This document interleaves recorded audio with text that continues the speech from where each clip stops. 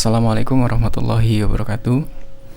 Sebelumnya perkenalkan, nama saya Rohmat Eko Prasetyo, NIM 240401020204. Jadi di video kali ini saya buat untuk memenuhi tugas akhir semester mata kuliah Grafika Komputer dengan dosen pengampu Bapak Catur Nugroho Skom Mkom.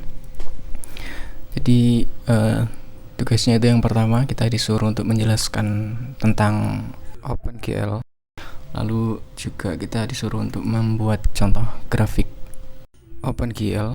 Kali ini disuruh untuk membuat bentuk geometri 3 dimensi ya, dan juga nanti disuruh untuk menjelaskan source code-nya juga. Oke, langsung saja kita masuk ke penjelasan apa itu OpenGL. OpenGL itu kepanjangan dari Open Graphic Library. Jadi ini merupakan application programming interface yang mana fungsi utamanya itu untuk merender grafik 2 dimensi maupun grafik 3 dimensi.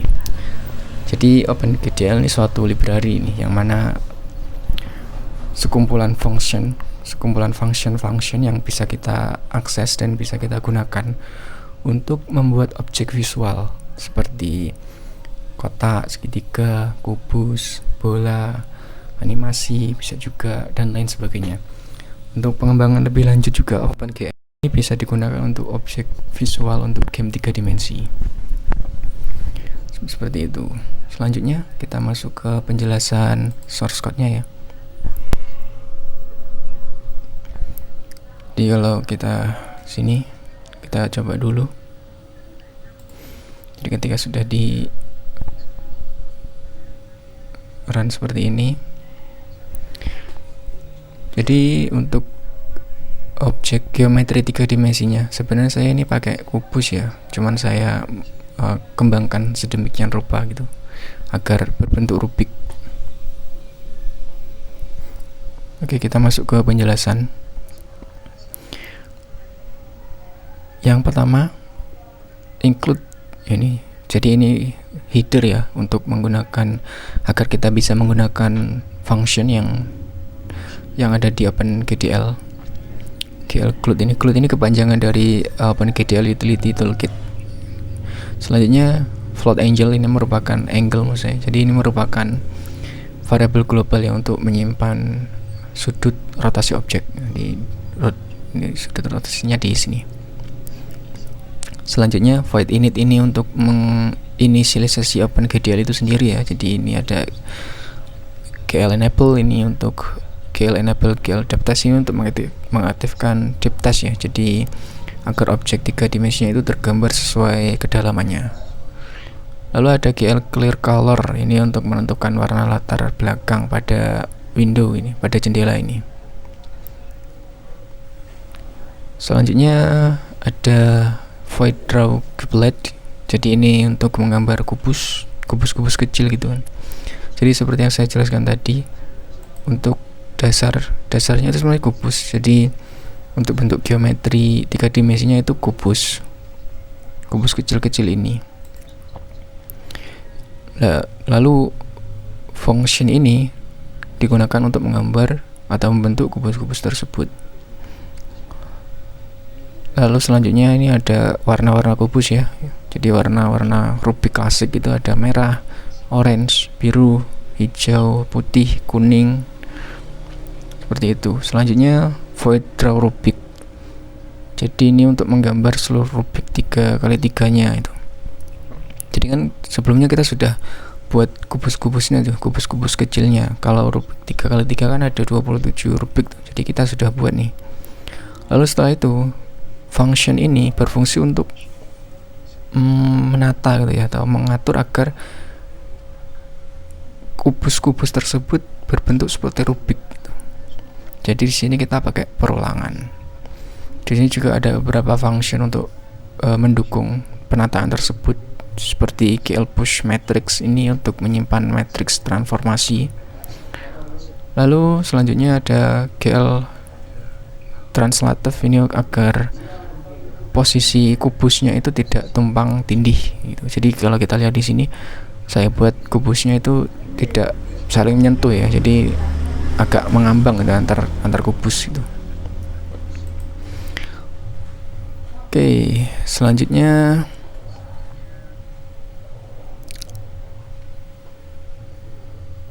kita ke fungsi display. Void display ini ya sesuai namanya, jadi untuk mendisplaykan kubus-kubus tadi yang sudah kita tata seperti Rubik gitu. Jadi ini untuk mereset matriks transformasi yang GL load identity ini. Selanjutnya draw Rubik untuk gambar Rubik. Oke, next. Void idle ini fungsi untuk agar kita panggil terus menerus yang digunakan untuk rotasi ya. Jadi kita pakai void idle ini. Angle ini kita ambil dari sini, dari sebelumnya GL rotative ini kan ini digunakan untuk putar objek, jadi sesuai sudutnya. Ini sudutnya kita pakai ini. Lalu kita juga ambil di sini, lalu kita tambahkan kecepatannya tuh. Kecepatannya itu 0,09 frame per second, seperti itu. Lalu kita juga pakai percabangan, jadi jika angle-nya itu lebih besar daripada 360 derajat, maka itu akan direset ke 0 agar nantinya ya kembali ke 0 derajat gitu. Jadi diputar kembali. Selanjutnya fungsi reshape. Jadi ini untuk agar objek yang kita buat ini, yaitu Rubik, itu ketika windownya kita perbesar atau diperkecil itu bisa beradaptasi gitu. Ini responsif gitu. Oke, kita coba ya, jika windownya kita perpanjang, oke, maka objeknya itu akan beradaptasi gitu, nggak buyar gitu. Oke, ini jadi dia ikut membesar gitu kalau kita perbesar itu windownya. Seperti itu fungsi reshape.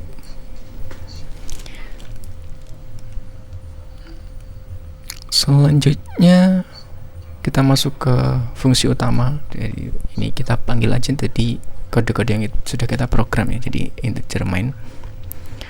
Ada GLUT init ya, ini tadi untuk inisialisasi GLUT. Lalu ada GLUT init display, ini untuk display yang kita tadi gunakan. Lalu GLUT init window size, ini untuk window ukuran awal ya. Jadi saat kita run pertama kali itu maka ukurannya segini.